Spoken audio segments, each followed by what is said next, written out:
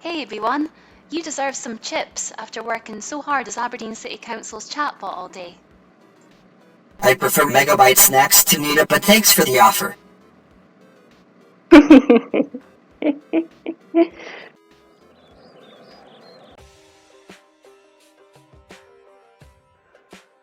Tanisha. I'm just grabbing a quick bite to eat. Ready for the Star Wars?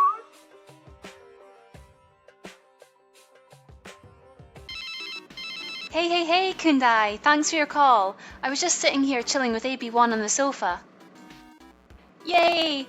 Better go and get ready for the Star Awards. Want to join us at the Star Awards? Yeah, I am ready to impress. Look at my moves. Not quite the robot dance, but you've got the moves like Jagger. Do do do do do do do do do do.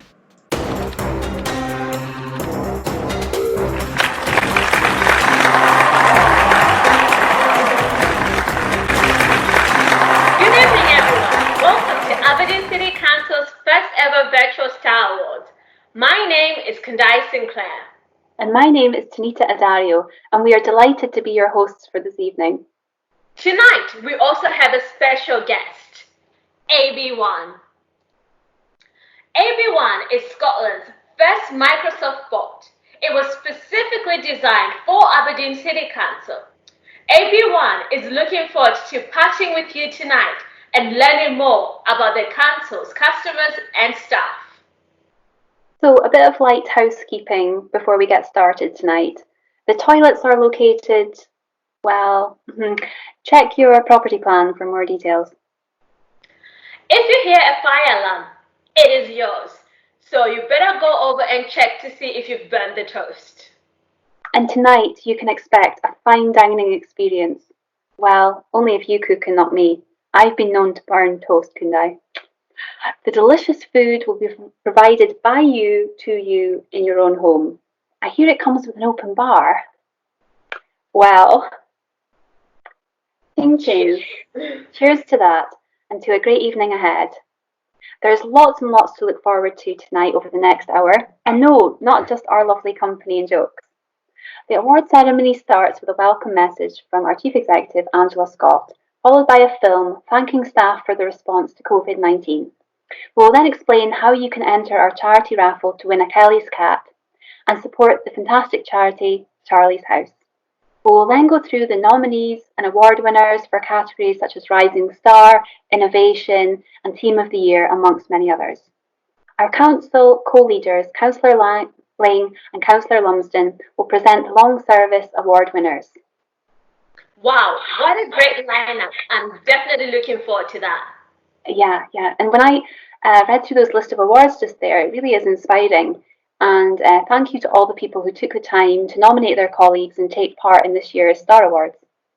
Well, definitely. Tonight is a great evening where we come together as a community of staff to recognize the talent and achievements that you have made to the council over the last 12 months.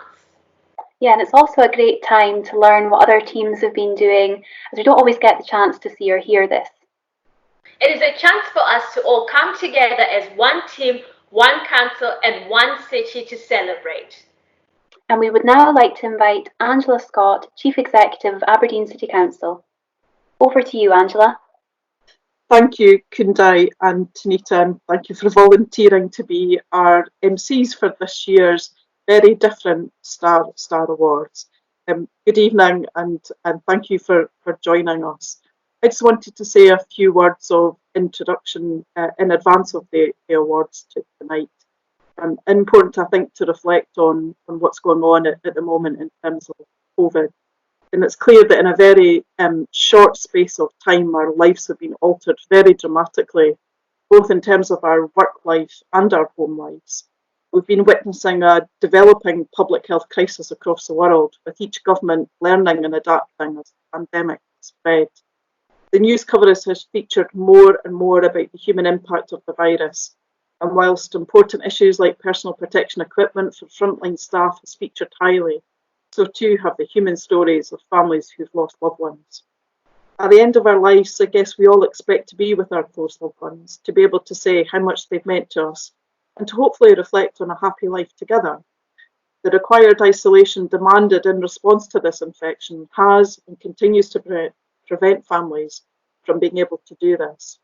And wider family and friends are also being starved of the opportunity to say their farewells and share stories of happier times because of the restrictions being placed on funerals.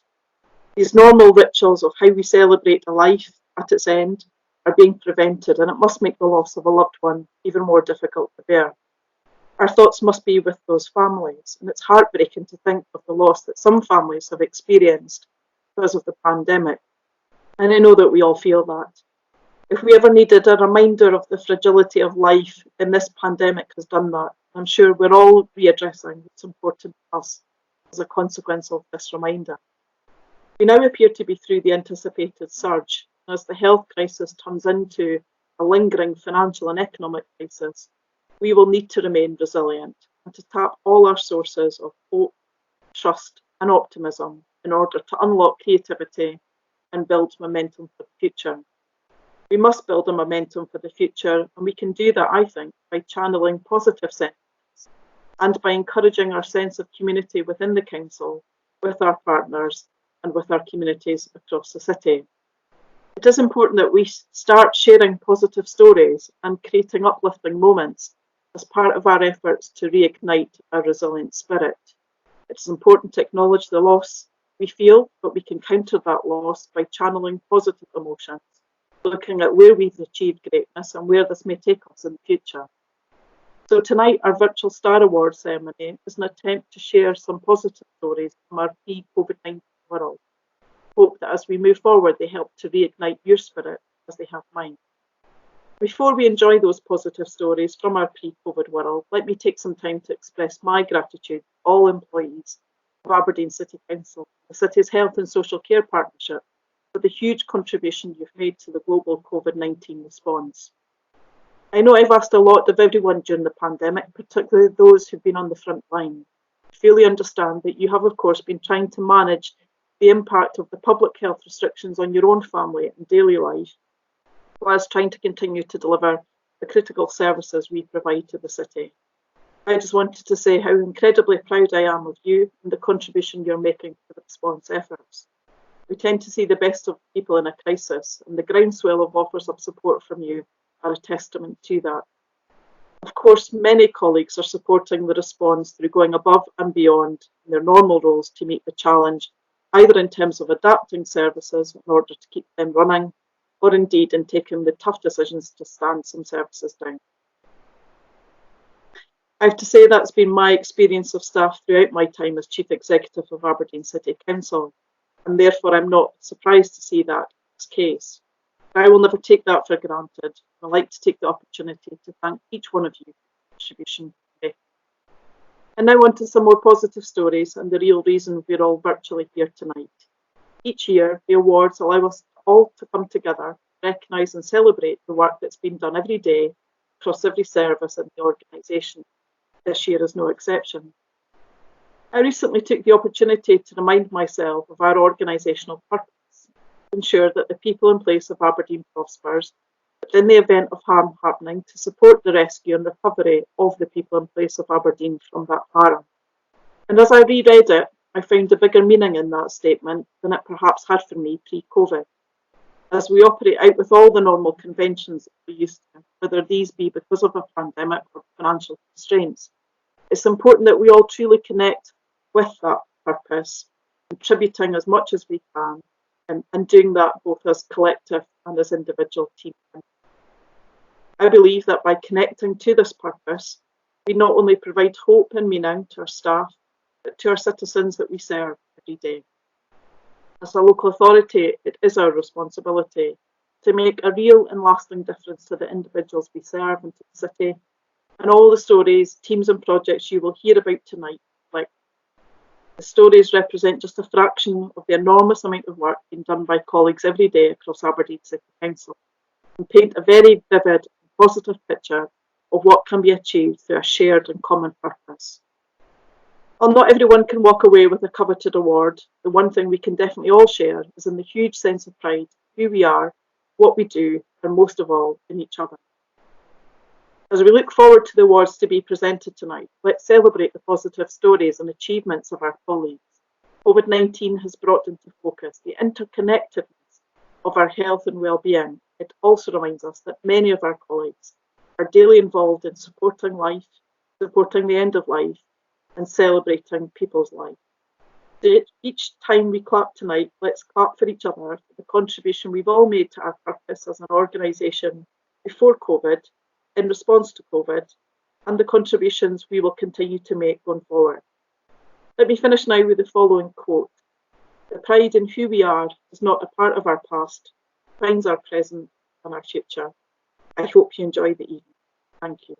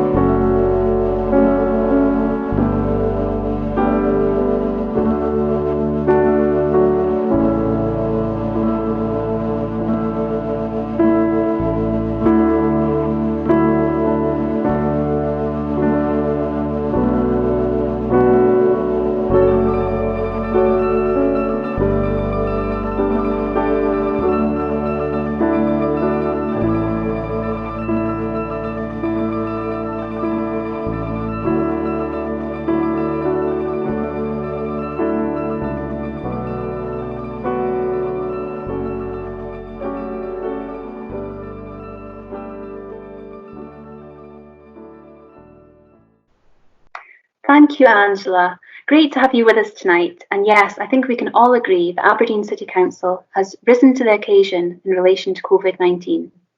Well done to all those working hard to provide an excellent service in these challenging times. Now, for those of you who love cats and the history of Aberdeen, we have some good news. The ever popular Kelly's Cats and mascot of the Star Awards will be raffled in celebration of the Star Awards, and we have 30 cats to be won. Kelly's cats are unique to Aberdeen. They belong to our city and are a part of our city's history. They were made in 1905 to designs by William Kelly, hence the name Kelly's Cats.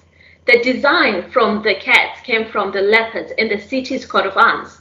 They sit proudly on top of Union Bridge on Union Street, where they are painted in their traditional black.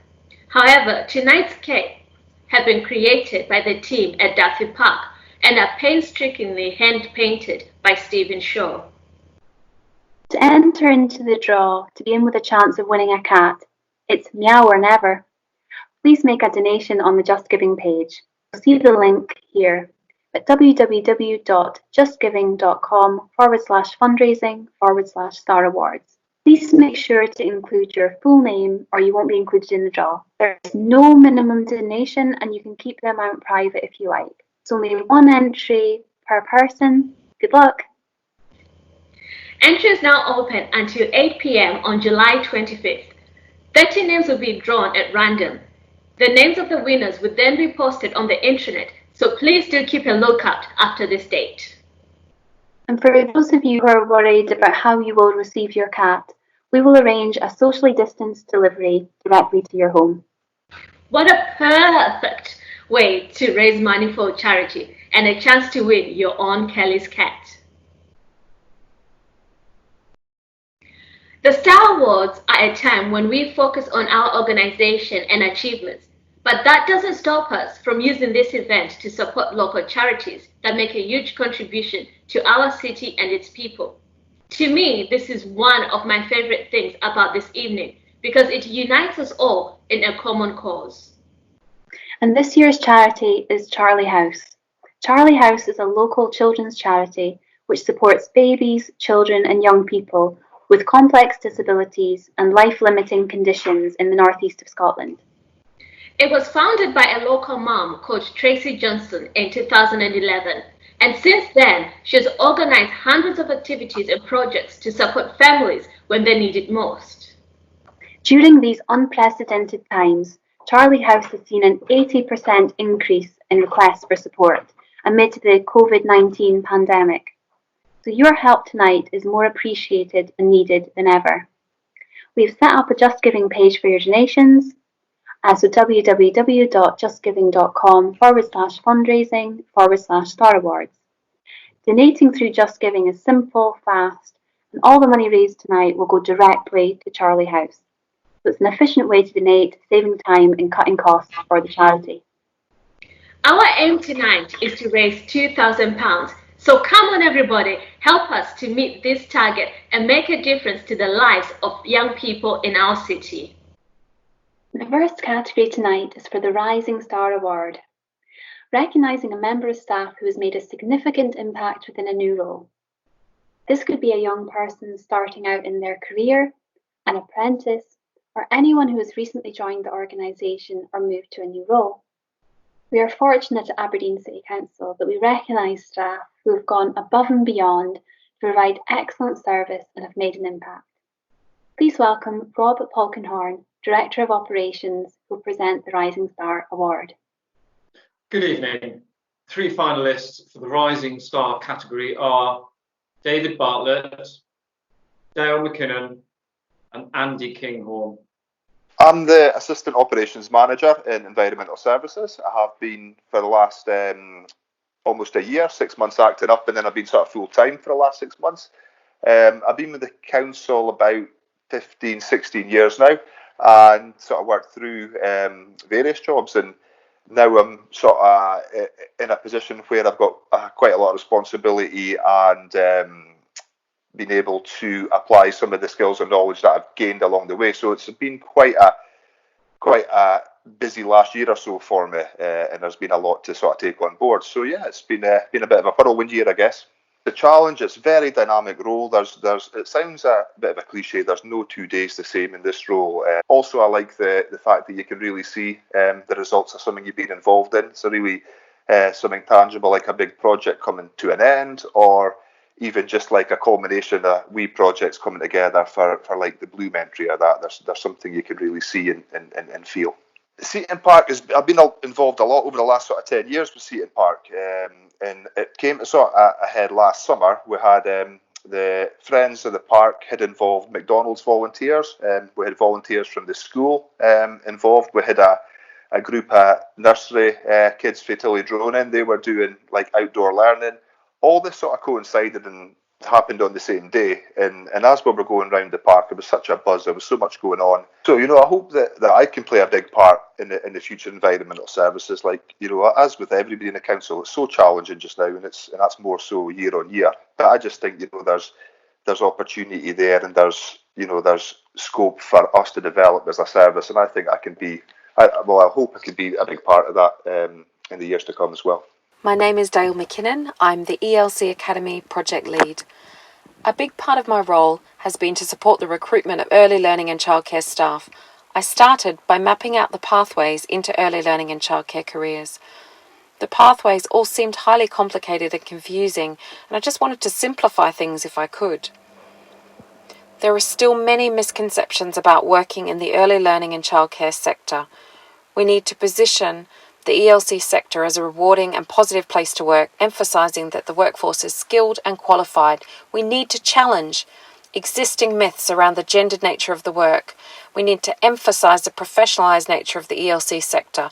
The early years are critical to a young child's development, including their cognitive, physical, social and emotional development. This animation was commissioned to support our recruitment campaign and to celebrate our workforce. Cool. Ready for my next challenge? Before I started, I didn't realise how much IT and how many different buildings and all sorts of stuff. But once you start, you realise just how massive it is and sort of all the infrastructure and everything that's involved. It's quite a large task.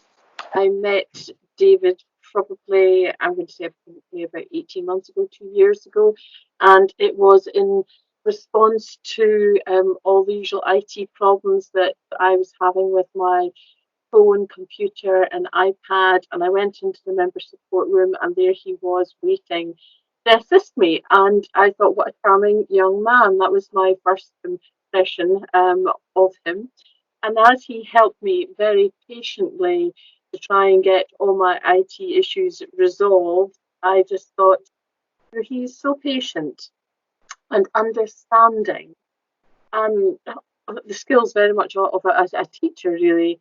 And as we spoke, I said, "Oh, how long have you been with the council, David?" And he said, "Well, I don't really kind of work for the council. I'm on like a return to work program." And I thought, no, you should be employed. You should be part of the team, the Aberdeen City Council team, which I think in these current days has become very much an extended family. I was going to say, well, thank you to David. The elected members do think so highly of David. When he takes on a job, he doesn't just solve the issue, he looks at it holistically. He's brilliant with helping us from start to finish. Just that he treats like every issue equally, and just he's so patient, takes his time, and he's just so helpful. Consistently, I would say he is very unassuming. And when I tell him I hate IT, he tells me he loves it. But throughout COVID, David has been at Marshall every day. But he's been there every single day. And today, for instance, I dropped a quick Teams chat to my team, and he's currently at Cults Academy helping the education team. David never, ever gets anything but positive feedback. And I think he's just so deserving as a rising star. And I'm sure he will go very far. And the winner is David Bartlett. Oh, wonderful! Great news. Brilliant. I'm really delighted. David, I'm proud of you. I'm really proud of you. Well done. Well deserved. I think, well, it's a team effort, isn't it, Irene? So, yeah, we do. Although I'm being honoured with this award, it's very much a team effort on everyone's behalf. So. Very kind, David. So, yeah, honour the team as well. Thank you, Rob. And congratulations to the Rising Star Award winner. Up next, we welcome Richard Sweetnam, Chief Officer, City Growth, who will present the Collaboration Award. Hi, everyone. Good evening and welcome to the virtual beach ballroom. I'm delighted to present the award for the best collaboration. Collaboration is obviously a crucial part of what we do, but I think this award really symbolises how we work internally across clusters and teams, but also externally with partners and customers. And that's going to be really, really important as the city emerges from lockdown and the new normal of digital and local. So collaboration is fundamental to the success of recovery post-COVID. The nominees for this award are Sandy Scott, Alison Morrison and the Chargeable Gardens Waste Project team. So the reason that I nominated this project was that once I saw what had happened and how quickly the team had managed to pull this together, and we were able to implement this in a much shorter time frame. The other outstanding fact about this project was that the number of people that required to be coordinated right across the authority in order to make this happen.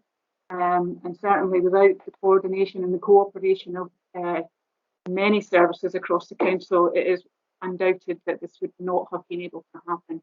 And I think it really showed a very good example of what can be achieved in the authority when people are working together with a common goal. The three kind of key areas were the digital first team, who did all the development and integration. The comms team, particularly Alana, but from the customer side in particular, I would say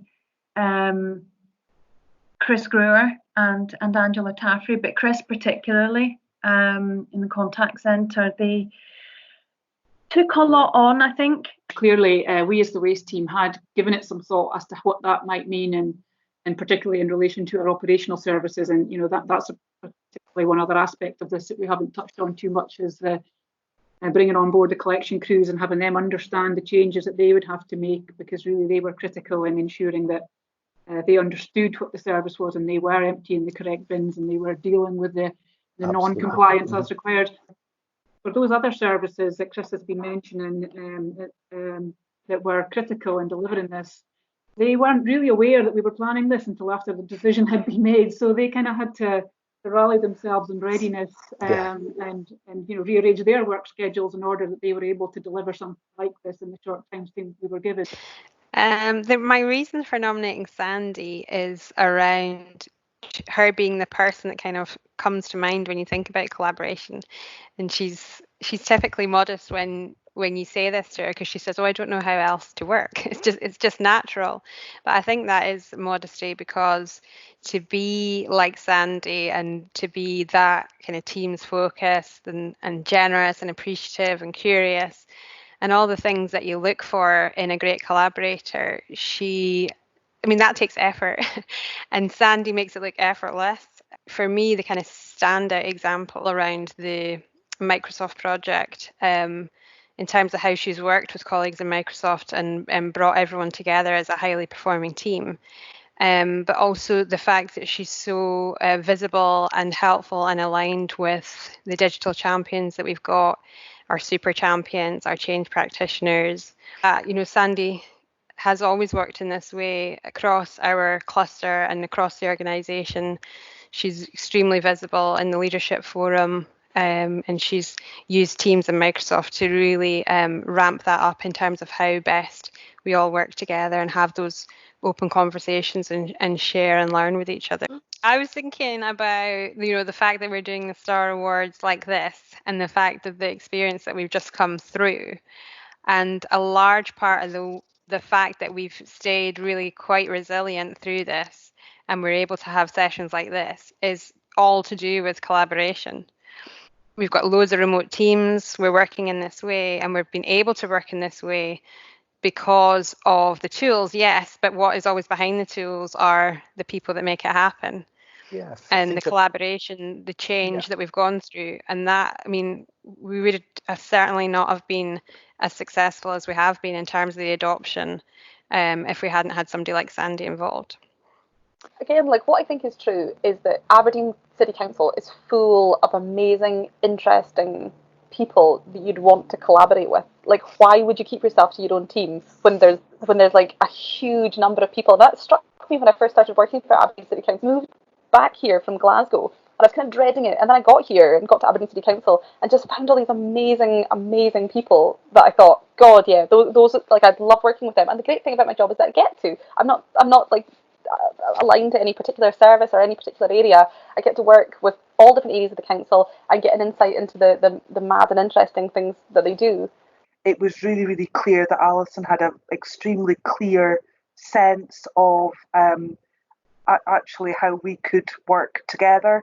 to make things better across our secondary schools particularly, and has, don't take this the wrong way, Alison, but been around the block and held many posts both in this authority and others.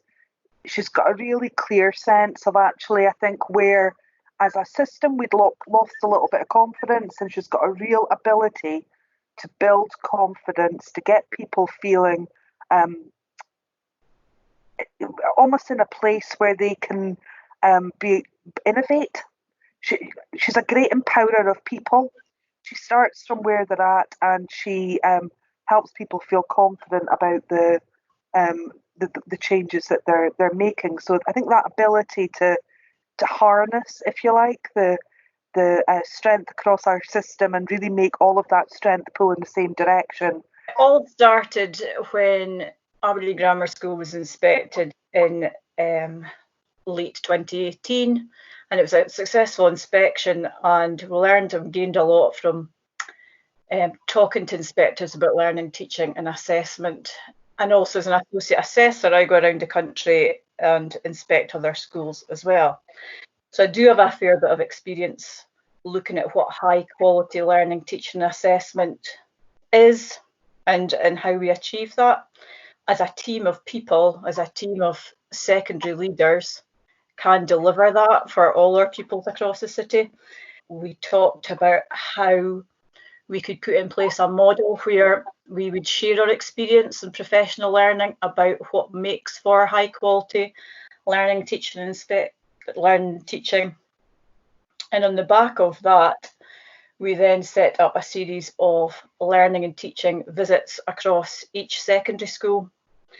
And that involved me visiting each secondary school, visiting classes. We met with the senior leadership team and delivered professional learning on all aspects of what makes for high quality learning and teaching. And I think really that has been the key benefit, because it's spread that knowledge and understanding of what our young people really deserve. And that was the nature of the project itself. I think what Alison has done is harness all of that talent and skill and have everything and everyone, so therefore every school, actually moving in the same direction to the same standards. That's the bit I think that will really make the difference. And the winner is Alison Morrison. Very good. All right. Fabulous. Well done, Alison. Brilliant news. I'm absolutely delighted, and thank you very much for recognising the work that's being done. Thank you, Richard, and congratulations to the Collaboration Award winner. The next award category is Health and Wellbeing. Like most of you, I've seen enough of my living room to last a lifetime. So far, my excitement has been cleaning the fridge and going for a walk. How about you, Tanita? What have you been up to? Not much at all. But I have been daydreaming about holidays and being on the beach in summer in the sunshine. But the best I can do just now is my back garden, aka me sitting in Costa da Solo. And all this twerking from home, it's hard work. Don't you mean working from home? Oh yeah, working from home. Well, at least I can completely understand that health and well-being is very, very important. And to introduce our next category, we've got Jackie McKenzie, Chief Officer, Customer Experience. She will be presenting the Health and Wellbeing Award to the lucky award winner tonight. Good evening, everyone. I hope you're having a wonderful evening so far. I'm delighted to be here to present this award. I think it's so important to take the time to reflect and recognise the incredible work that you all do. Looking back over the past few months, I've genuinely been so touched by the contribution that so many of you have made. And the whole time you've done it with professionalism and determination. What's been important to you is that you've made a difference when people have really needed it the most. And I'm immensely proud of that. And I'd like to thank you all for your support and for having a positive attitude through these really, really tough times. So let's move on to this award. When Gordon gave me an overview of the finalists, I was absolutely amazed by the incredible work, fantastic difference that you make to people's lives, and what an incredible decision the judges have had to make. So, without further ado, the 3 finalists for this year's Health and Wellbeing category are the Home Check team, the Countryside Ranger Service for their work at Grove Nursery, and the Project Crasta team. Let's have a look at their films. Graham has worked for Aberdeen City Council for 4.5 years and Alec has worked for the council for 10 years. What stands out with both of them is that they are very conscientious, eager to please, and will go above and beyond to help their customers. They have received many thank you letters from customers who have advised that they have been more than helpful and very much appreciated the service that they gave. And it was one customer in particular that put the nomination in for the Star Award for the Home Check team. I'm Graham Munro. I'm the Home Safety Officer for Home Check. There's only myself and Alec Gray, just the 2 of us. My name's Alec Gray. I call myself the lone fitter, a joiner with trade. I've been fitting child gates, handles, fire alarms and bulbs for over 10 years on 11,000 child gates to date. So we provide a service in the mornings normally for people with children under 2, which normally means giving a little bit of advice on safety, checking over the house, giving little hints and tips. The point of the exercise is to save accidents to children under 2 on stairs, kitchens, etc. Most of the people, especially if it's their first child, they want to know everything, and we just provide as much information as we can, try and help them as best we can. In the afternoons, we change to the elderly, and for the elderly it's mainly things like grab rails that they require, so we can put grab rails on the shower, we can put grab rails at the toilet seat to help them get up off the toilet seat, and we have small metal grab rails that can go from the front and back doors to help them get up a single step. We can also check their microwaves to see if there's any leaks in the microwave. But that service, especially for the elderly, most elderly people don't have anybody. They do have family, but the world's a big place now, so sometimes their family don't live locally, and some of them live abroad. Most of their neighbours are elderly, so they rely on us to come and do things like this for them. We test fire alarms which may fail or are missing, given free to us by the fire service. We fit free of charge, nobody is left without fire cover, young or old. The ambulance call-outs, nurses, admin, doctors and further visits, etc. over the years Home Check has existed must run into colossal monetary amounts, saving to the NHS. Although the calculation of accidents prevented is not possible, very proud of my achievements over the years, and thank you letters keep a potty boiling. A nice lady engraved a medal for me on my 9,000 gate fitted. Felt like the Lion and the Wizard of Oz. I tend to leave clients smiling with light banter and jovial chat, which I find makes all the difference to the visit. Well, this project is all to do with an area we call the Discovery Woodland in the Grove Nursery over at Hazelhead. And it's something a bit different to what we normally do, because it's a site that's away from the public gaze. Public don't really go in there very much, but that means it's ideal for working with some of the groups that find being out in the wider open spaces a bit daunting. So it can be people with mental health issues, young people with autism find being out in the big wide world, other people watching them, quite a difficult place to be. But this is a much more enclosed, much more private sort of area where they can come in, enjoy it, make use of it, and be at one with nature and find out what's around them. So it works really well, and the team has been developing the area over the last 3 or 4 years, and now we've got a site that's really working well, getting used by a variety of groups, just for the purposes we planned it for. Really, the project itself, in the past probably 2 years, we planted over 3,000 trees and sort of hedge plants in there, all native, all sort of good value for wildlife.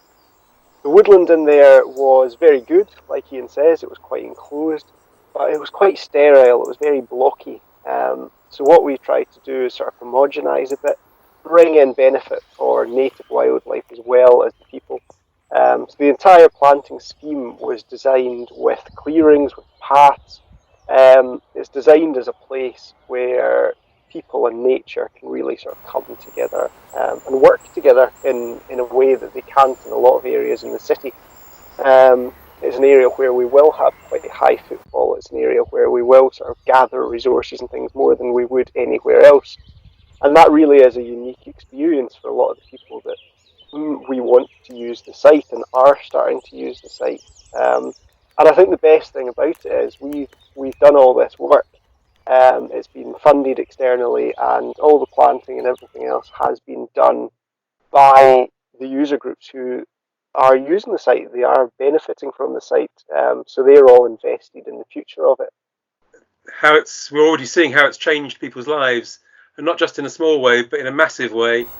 We've had groups doing a program called Branching Out, which is for adults with mental health issues, and some of the clients who come through that, they'd never speak to anybody, they'd never look at anybody in the eye, and then I get out there, they're getting back into work, they're getting back into training, their family relationships have improved just through having 12 half-day sessions in the woods with us.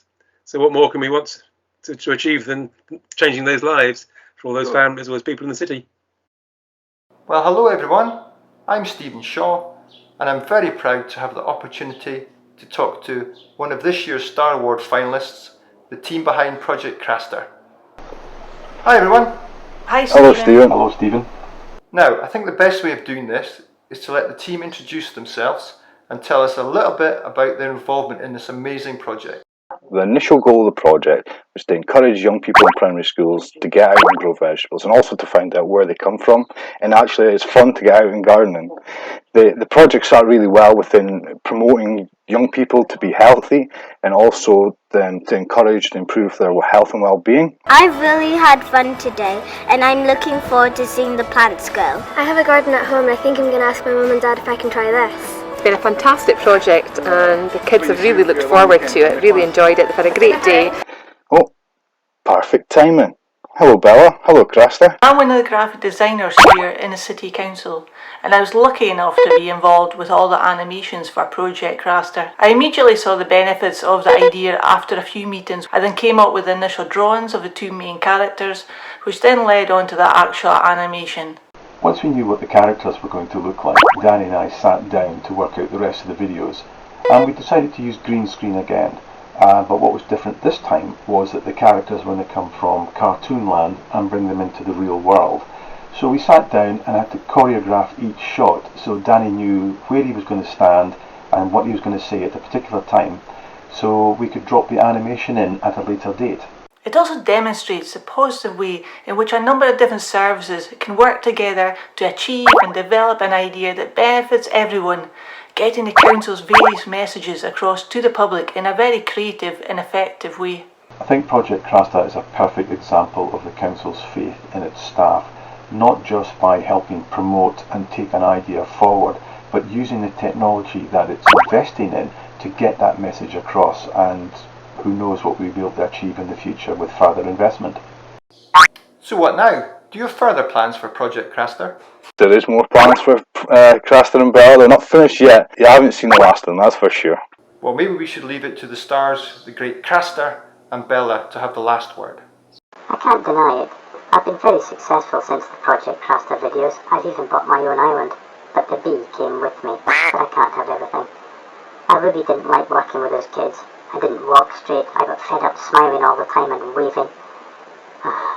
Don't tell me there's going to be more. Bye. And the winner is the Project Craster team. Thank you very much. Well done, everyone. Brilliant. Well done, everybody. That's great. Yeah. That's good news. That is fantastic news. Thank you. Thank you very much indeed to everyone. Thank you, Jackie, and congratulations to our health and wellbeing winner tonight.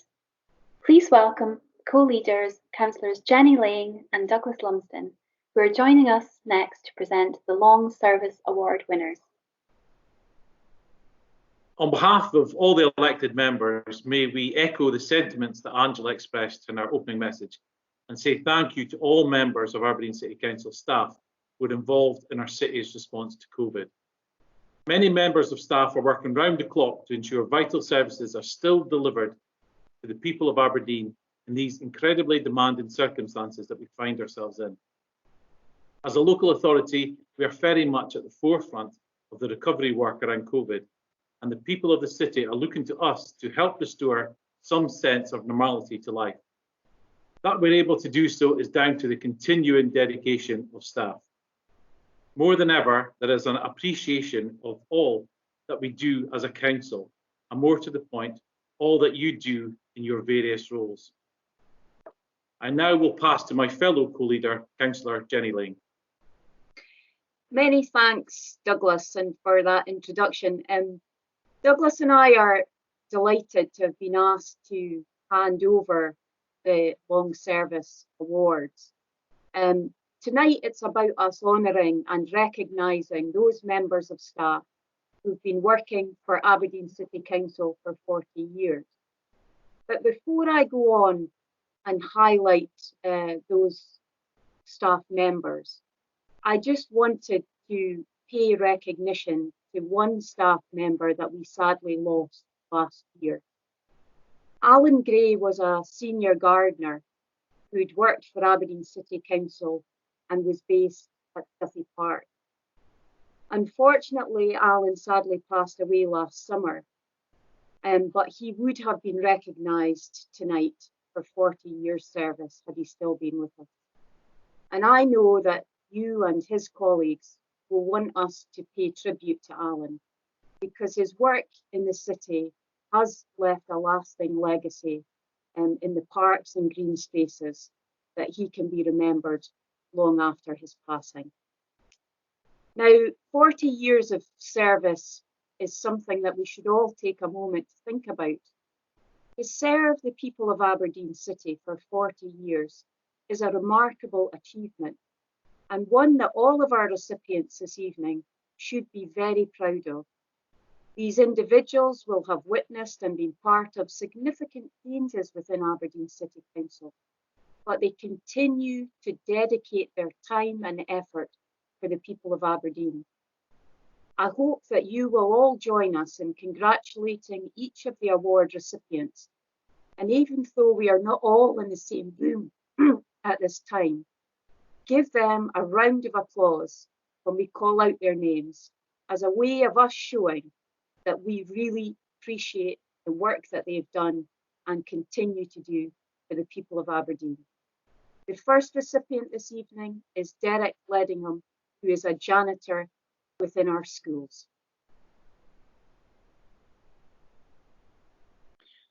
Stephen McRae, a technician in our planning department.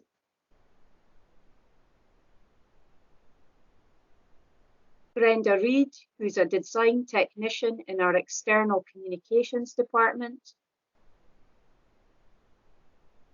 Graham Stubbins, a finance partner in our accounting team. Gail Breachin, a technology analyst in our IT department. James Simpson, a technician at Cults Academy. Stuart Lyon, a gardener in our environmental services team. David Simmers, a refuse loader based at Altons.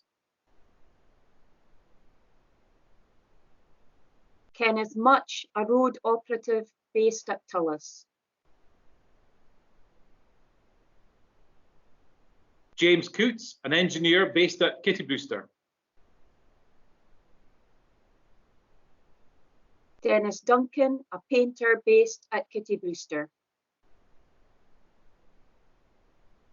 Douglas Gibb, a team leader based at Kitty Brewster. Mary Booth, a cleaning key holder.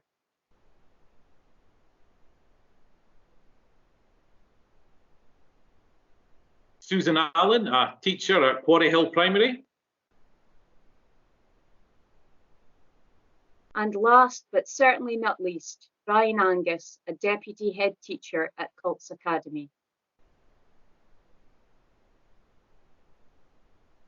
An impressive list of employees of Aberdeen City Council who've given 40 years of their time for the people of Aberdeen.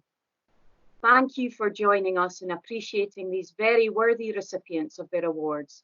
We hope you all enjoy the rest of the evening, and we raise a glass to you all. Cheers. Cheers, thank you. Thank you, Councillors Lang and Lansdowne, and congratulations to the Long Service Award winners. Have you ever asked yourself, what does an inspirational leader look like? Well, up next we have Isla Newcombe, Chief Officer of Organisational Development, and Stephen Booth, Chief Officer, Corporate Landlord, to present the Inspirational Leadership Award. Hi everyone, and welcome of course to the Virtual Star Awards. I hope you're having a good evening so far. Stephen and I are delighted to be able to present the award tonight for Inspirational Leadership. It's a category which is really close to my heart. Leaders and managers across the organisation are absolutely the heart of everything that we do as an organisation. Inspiring leaders and managers makes such a huge difference to the experience of their staff every day at work. And of course, that means that they make a huge difference ultimately to people in place of Aberdeen and the outcomes that we need to achieve as an organisation. Never more so has that been apparent than in the last 12, 13 weeks as we've been dealing with this pandemic as an organisation. I've had the absolute pleasure to work with a number of really fantastic leaders and managers at every level of this organisation who have been going absolutely above and beyond to do what's needed for the city of Aberdeen. So that's my personal reflection from the period that we've just been in. But of course, that is not unusual. It's an unusual time, but the leadership shown by people across this organisation is fantastic every day and every year that we're here. So it's really important that we recognise that, and really important that we recognise those people who have been shortlisted today. Thanks, Isla, and good evening, everyone. We have 3 fantastic nominees for the Inspirational Leadership Award this year, all with different roles in making a positive impact in the city. The nominees highlight some of the great work being done in supporting young people in the city, vulnerable residents, and in the delivery of key public services, and rightly deserve our recognition. Our 3 finalists for Inspirational Leadership category are Anna Christie, Caroline Simpson, and Christine Hultman. I feel very honoured to be nominated. I feel proud of the team, and I appreciate that they took the time to nominate me. I feel hopeful that being consistent, treating other people with respect, and making everybody included does work moving forward. And I know it's important to always listen and learn from everybody around me. And appreciate, the help that I've had from the team, and appreciate the help that I've had from my team leader. Right, so Caroline can always see the best in people, and she always wants to make sure that everybody feels included, respected, valued. And Caroline also leads by example, so she will never ask any of us to do anything unless she's tried it first. Because of the nature of our job, we need to be creative, so we need to come up with solutions and ideas almost every day, really. For example, she came up with the idea of the sensory garden for the people that we support, because some of them have autism or other learning disabilities, so they could benefit from a nicely decorated garden, which can really help them unwind or to relax, or even just to have a safe space outside the house to go to. And everything comes with a price, and we know that money's tight this day and age. So Caroline organized a couple of car boot sales, and then she applied for the Health Improvement Fund, which allowed this idea to turn into reality. And it was actually, Caroline's idea was actually turned out to be even more useful than we thought it would be. When the coronavirus outbreak forced everyone into lockdown, so our service users were suddenly housebound. We feel across our team that having such a beautiful garden to go to has really increased, it's really made a difference to our service users' lives and to their mental health. The tenants have been able to go outside, like Andy said, in COVID, and it really has helped, because sometimes people with learning disabilities don't understand completely about COVID. We've done social stories and things to help them understand, but them having that quiet time and having that space to be able to go outside has really significantly reduced behaviours and helped them to feel happier within themselves. Brilliant. And when you actually include it, it benefits when you're including the staff team and the tenants. It worked out it was about 40 people was benefiting from it, so it's quite a significant amount when you think about it, Yeah, definitely. What I find really important is to include everyone in the decisions that you make. I mean, when COVID initially began, we created a new program which was about, dancing and doing exercising and, going out for runs in the car. And we made a sort of loose program. And once we did that, it seemed to be that the tenants decreased their anxieties again, because they felt like, well, this is what we're doing now. We've got structure. Everyone's being consistent. And, the tenants seem to reduce in their anxieties after that. To me, everybody is equal. Everyone deserves respect. Everyone should be treated with dignity. Everybody's opinion matters. And it's important for everybody to be included in the running of the service. Because of the particular magnitude of this project, on top of what Chris had already taken on, I think spoke volumes for the type of character that Chris was and the way she carried out this role. Chris, at the time that this decision was made, Chris was our acting waste strategy manager, and had already taken on a significant amount of extra work in an already quite challenging environment. Now, when the garden waste project came to the table, we did talk to other local authorities and ask them for lessons learned and what they recommended we did. And one of the things that the authorities said was that they recommended you get a full-time project officer to run this project, because it is quite complex and very time-consuming, and there is a lot of work involved to get this up and running. We ideally would have liked to have had a full-time project officer to do this, but however, in the current environment, that wasn't possible, and therefore Chris stepped forward to take that role on top of all of our other duties and pressures that were around at the time.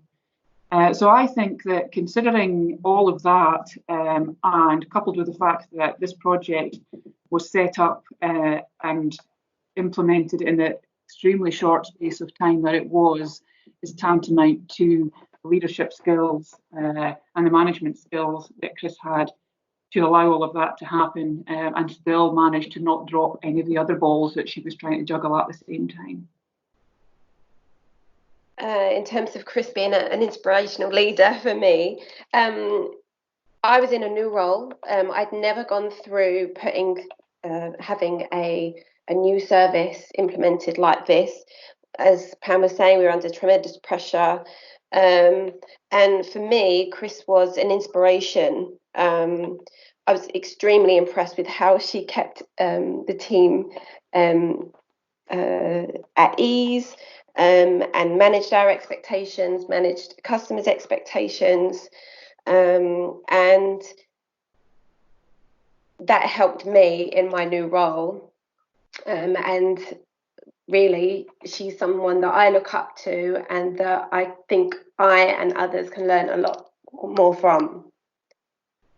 I honestly don't know really what to say here. I'm not even sure I know what I do, quite honestly. We all feel like that, don't worry, we all feel like that, Dave. Yeah. I suppose that a couple of things that I would say is that I've always been a believer in being a team player, and so when things get tough, sometimes you just have to muck in, and for me that's really what this was about. I knew that no one else could do it. I don't mean by that, I mean no one else had the capacity to do it. I don't mean that no one else was capable. It's just that no one else had the capacity to do it, and I knew ultimately that it would probably fall to me, so you just have to get on with it. Yeah, I think I would add to that Chris is a typical Scot, not terribly good at shining a light on herself, and one of these people that beavers away very, very busily in the background and does a lot of stuff that people don't realise is happening. But if it wasn't done, then we would notice pretty quickly. So, and I think our service is one of those services that operates in that manner anyway. What goes on behind the scenes to make what people see happen out in the public domain is actually quite significant and quite a lot of hard work for the team. So it's not often that we get an opportunity to show the individuals that make such a significant contribution to the services we provide. Anna came on board and my goodness, she hit the ground running basically.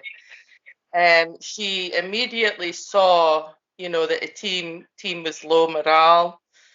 She saw that bits of the building needed upgraded badly, and she basically got stuck in improving the service and building the team's. Anna had a vision for this team, and she's really put it into practice. Basically, she doesn't tell us; she shows us. Really, what's brought us on as a team so much is having a manager who believes that we have the ability to do great things and demonstrates to us the best way of working. Like Anna has a personal relationship with all of our kids and families that we work with. She doesn't just tell us what to do, she shows and leads by example how to work with young people and how to build those relationships, which is great to see. You don't always get in your job, and there's nothing better than learning by someone who's showing you by example how to do a great job. As Laura says, she's got a great relationships with other young people that come in, and they're dead nurturing. She'll give them a cuddle and stuff like that. And the kids look forward to seeing Anna when they come in. They've got a great relationship with Anna, always asking for Anna. Is Anna in? Could you speak to Anna? Blah, blah, blah. So that's a testament to itself, is it? Yeah, Anna has made a real effort to have a relationship with every single person in our team, and you really do feel valued as a worker and as a person, that when you come into work, you're appreciated for a job that you're doing. As I say, she's got a good way of kind of pulling at the best in you as well, and she can see your skill level and she can see where you can excel, and she'll push you to do your best and really recognise when you're doing your best as well. Say this, when I came to the team, I was in 2 days, and actually the words I use is I fell in love with the team and the kids and the families that we work with. So I came to cover as manager, and within 2 days I've been there, I thought I would want to be here full time, long term. So the team have got great potential. Everything was there, there wasn't much. The changes, I suppose it was about giving people permission to make the changes. If you want to put things up in the walls, let's put things up in the walls.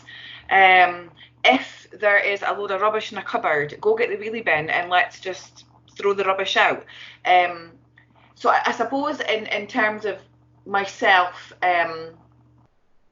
we don't always, as long as we can justify what we're doing, we don't always need the permission. I don't know if that's maybe a quote you want to put in there. If we can justify why we're doing something, then just do it.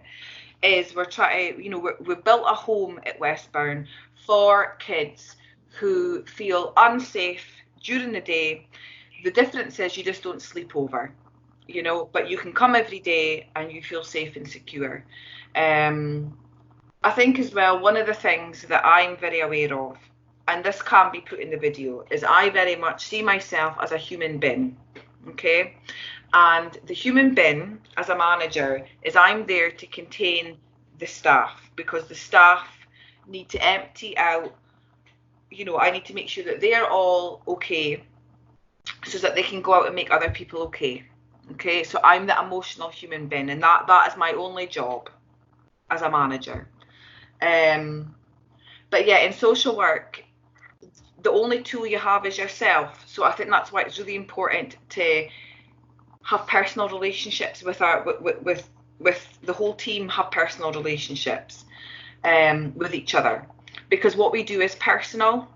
And I'm not scared to say that. I know that in social work, people say, "Oh, you can't do this and you can't do that," but actually, it is personal. So let's say it's personal. Let's make it personal. You know, and I suppose that's what I say to that.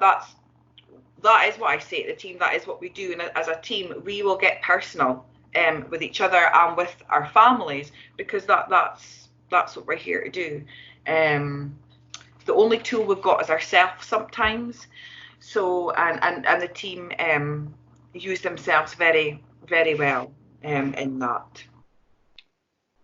It's up to me to open the envelope, and the winner is Anna Christie. Hey, I knew it! Woo! Congratulations! Hey, you are joking. No, that's good. You deserve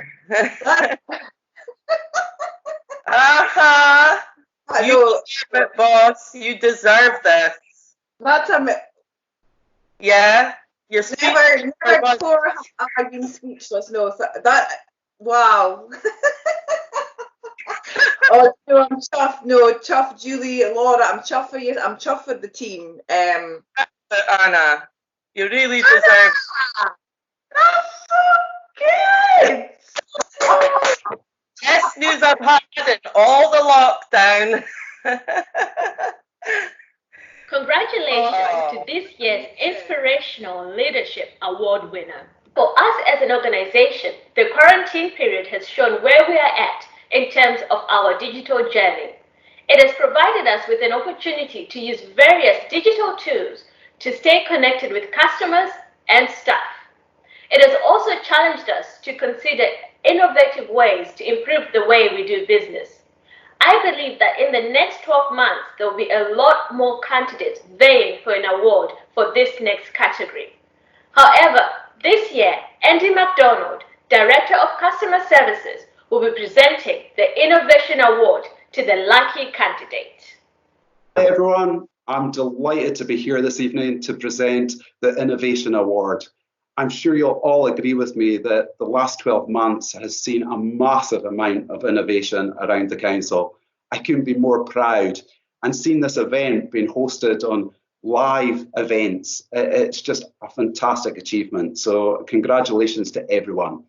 I'd like to announce the 3 finalists for this year, and they are the Appointments Project Team, the Internal Comms Team, and finally, the Countryside Ranger Service for their safe use of outdoor fire project. So as Rangers, one of our sort of main reasons for being is to get people outside, to get people learning about nature and appreciating it as well as respecting it. And as Ian said, we work with lots of schools and nurseries, especially doing outdoor learning, as it's shown that some kids that struggle inside the classroom to focus or to learn can really benefit from going outside. And another great resource is fire.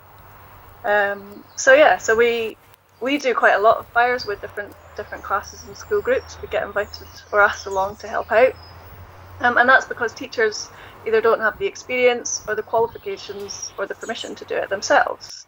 But we decided to kind of shake up the system, make it a bit easier to empower teachers to do it themselves, meaning that, again, the Rangers aren't asked to do campfires every week, so we can do important work elsewhere. Using a fire outside with kids gives the kids a chance to focus. We call it jungle TV. It's something to look at. It's kind of a distraction, but you can still think about what you're doing. You're usually sitting in a circle around the fire, so you're making eye contact with the people around you, but without that sort of intense, you're sitting in front of them and you have to stare into each other's faces. You can look at the fire. So it brings out quite a lot of kind of natural conversation. It's a good way to practice mindfulness as you're kind of focused on the fire. You're in the moment, you're not thinking about everything else, the worries of the day and things that are running through your head. It gives kids a sense of responsibility, and they're able to do things that they might never have been allowed to do before. Well, I suppose I better get to the council, get council tax sorted out, Can't believe I've let it get in such a state, but can't really be bothered going in. Still, at least it's meant to be a fine day today.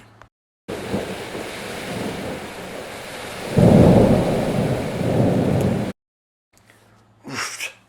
Well, there's a shock weather forecast wrong. I'm not going out in that. What am I got to do now? That's right, somebody said they do appointments now. I'll go and have a look at the website and see how I'll go about getting one. That'll be much better. I shouldn't have to wait that long when I get there as well. Okay, so I need to phone to get my appointment. That's fine though. I'll still be able to get that appointment for when I need it, so that'll do. Aberdeen City Council, how can I help? Oh, that's quick. Hi, yeah, I'm phoning about my council tax arrears. I've really let them spiral out of control a bit. I'd like to come in and speak to somebody. I believe I can get an appointment. Let me look into that for you. Thanks. That's amazing. I'm so relieved. Thank you so much for that. I can't believe you could sort that all out without me having to even come in. No problem, happy to help. Thanks again. Can I just get a note of your name, please? Alexa. Well, that was terrific. Really terrific. I didn't even need to go in the end. I sorted it out over the phone. But if I'd booked it online, I would have still had to go in. And this saved me a journey into town. That's brilliant. Really sneaky, but that's genius, Aberdeen City Council. Really genius. Now, if only there was some sort of award ceremony that the appointment system was up for. You know what? If there was something like that, I'd be pretty sure that I'd be voting for them. Our old intranet, The Zone, had been in place at ACC for as long as I can remember, and I've been here quite a long time. It was starting to look outdated, clunky, and maybe a little bit dull. As one of the team who had to update the site, it was also difficult to edit. Our collaboration with Microsoft gave us the opportunity to change this by building our new intranet site on SharePoint.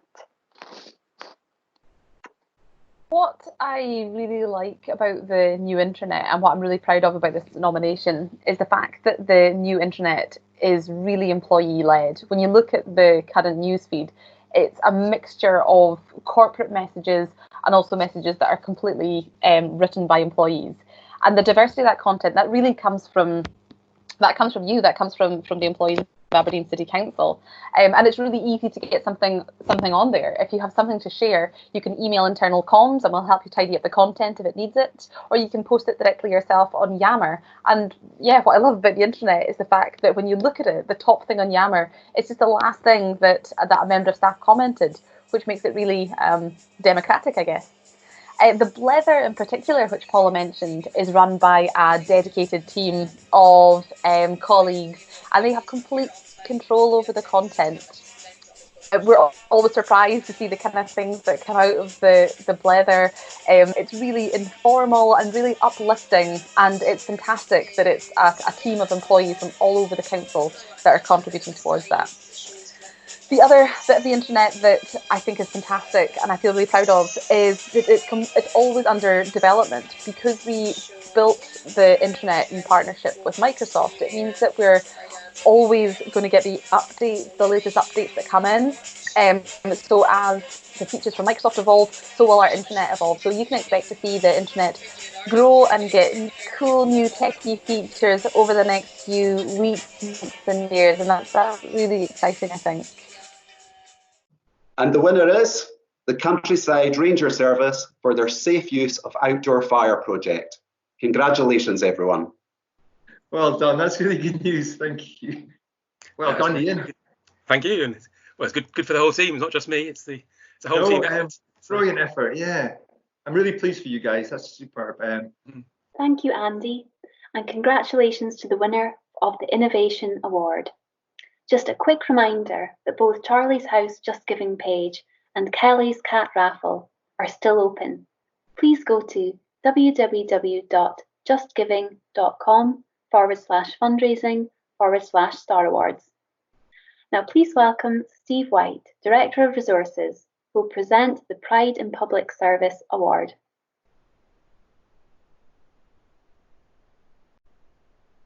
Good evening and welcome to this year's Star Awards 2020. A familiar venue behind me, just unfamiliar surroundings in terms of speaking to you all tonight, because obviously I don't have the usual audience that I command on a night like this, but that's something I'm going to have to just take a knocking my pride around. So tonight I'm here to award the category for Pride in Public Service. So I was really pleased when I was told that was the award I was giving out tonight. I have to say, having reflected over the last 3 months, a completely alien world that we've all been living in, and you see the work that has gone on across the public sector, and obviously including the council and all the work that I've seen from a whole plethora of staff across every service area, trying to keep the city safe and going during this pandemic. So it's with great pride to be able to present the awards tonight on this category, and I'm hopeful that you're all sitting at home with a nice glass of bubbly or a can of beer, whatever the case may be, and we'll be able to toast tonight's winner. So in terms of the finalists for this year, we have 3 finalists for the Pride in Public Service. And the first nominee is Antonio Gonzalez. The second nominee is the Play Park maintenance team. And the third, Mark Chalmers. Antonio would get to know that I had nominated him. So I'm sorry for embarrassing him or anything like that, but he helps with tenants that I work with, just cleaning out or clearing properties. A lot of them are where tenants have maybe got mental health issues. That's the type of thing where I'm usually in contact with Antonio. You know, I think if it wasn't for his manner with the tenants, I think a lot of them wouldn't even let us through the front door. One example that I gave was a tenant who I met some weeks after Antonio and his team had done their job at her property, and this girl who had been really in a bad way, really shaken and terrified to let anybody in, a big problem getting through the door. When I met her weeks later, she was, her whole demeanour had changed. She was happy, she was confident, she was smiling when I saw her in the street. And I asked how she was getting on, and her work, she literally said that it had changed her life, what Antonio had done in her property. She was just a different girl altogether, and I believe she's doing really well now. I've had other tenants who have asked for Antonio to come back because they got on so well with him and were so happy with what he was doing for them. Simon Wishart, and I'm the area supervisor for Aberdeen City Council Play Parks. We're a small team of 7, and we have roughly 180 parks citywide which we maintain. The priority of the parks is first and foremost the safety of the equipment and the children that play in the parks.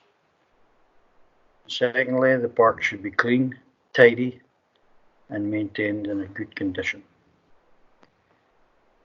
For myself, I would like to thank my team who put in a marvellous effort every day to keep the parks in a good condition and to make them safe places for all the children and the public. Hello, my name is Jim. When you hear children with their family and friends laughing and having a wonderful time, we as a team get a lot of satisfaction knowing that we've done a good job regarding the maintenance and general upkeep of all the play parks.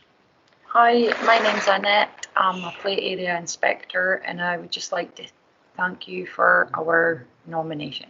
Thanks. Hi, I'm Christy, play park inspector. Just happy to be acknowledged and nominated for this award. Hello, my name is Dennis Rahim.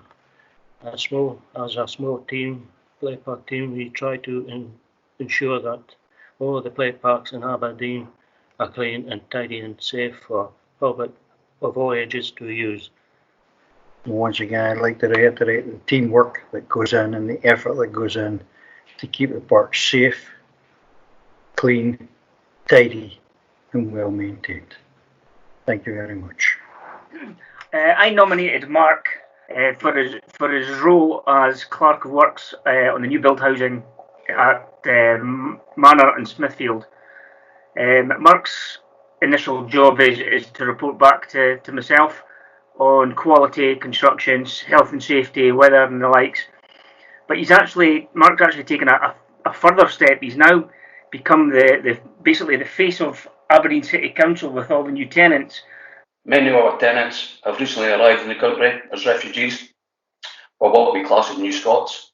Many of them have been unable to communicate in English. So for them, although it's an exciting but challenging time settling a new home in a country, some of them found it frustrating when trying to understand how to operate a new property. I came up with an idea of translating the existing flowchart into Arabic. I remember the time being on holiday when I asked directions to the Hilton Hotel, and the driver, after a number of times, couldn't understand what I was saying. So he asked me to speak into his phone, which translated. So he understood that we were going to the Hilton Hotel. Coming from Aberdeen, I thought I'd be able to say Hilton correctly. The laugh of it was we was holidaying in Glasgow at the time. I downloaded an app onto my phone, which allowed me to type in the text in English, but it said the words in Arabic, which allowed me to communicate with the tenants. I was then able to resolve any issues or what perceived to be an issue. This helped me build up trust with the customer, not only in mine, but the council service. And what he's done for the city is absolutely outstanding, and he's a real credit to Aberdeen City Council. And this year's winner of the Pride in Public Service Award goes to Mark Chalmers. Congratulations, Mark. Brilliant. Brilliant. Thank you very much. Delighted. So thanks again. I'd like to congratulate Ian and Antonio, as well as the other nominees up for the award.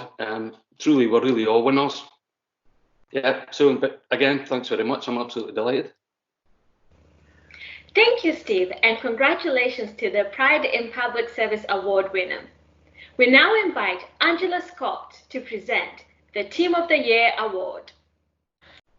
I hope that you've enjoyed this evening and you're as proud as I am of all our finalists tonight and everyone involved with all those projects and pieces of work spoken about in the showcase tonight. It is my pleasure to now introduce the 3 finalists in the Team of the Year category, and their 3 excellent projects that Aberdeen as a city should be proud of. Our 3 finalists this year for the Team of the Year category are the Tillydrone Community Campus Team, the Teca Project and Programme Team, and the Art Gallery Team. We were in there, especially when we got nearer the end, finishing the building, was in there weekends, evenings, just getting that building finished. So staff worked really, really hard to get where we were. Yeah. And what we should say is that there is no additional staffing resource going into the campus. So this is all something that people have done in addition to and as their day job. So all the other support that's gone into, everybody's done everything they usually do and pulled this together. It's actually been phenomenal. I mean, the impact as well, since we opened, has been pretty phenomenal. The library, for example, in the first couple of weeks had 700 or something unbelievable like that. That's people who've never been library members or are returning, and they've had some really positive feedback. I mean, for me, the community involvement is a huge, huge part of the success of the campus. Paula and Emma were around early days 2015. There were visits to different campuses around Scotland where community groups really started to get a feel of what they wanted their community facility to be like. And it's been a really long and complicated journey for them. I think we were the first to have community reps on the design team. People feel now they've got a central point within their community where they can come together. And the difference it's made it to the groups and the community is amazing. But, you know, I'm also really, really proud of the team that have pulled this together.